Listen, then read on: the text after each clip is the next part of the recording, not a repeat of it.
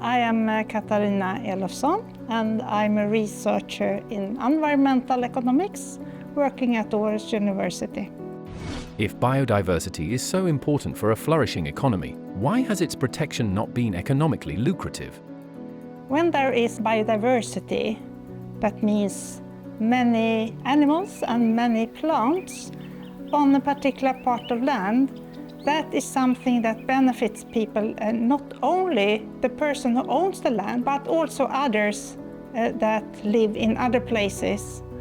However, there is no way that these other people can help to support efforts to preserve and enhance the biodiversity. So there is no market. They cannot pay the landowner for that. And that is why there is too little support for biodiversity.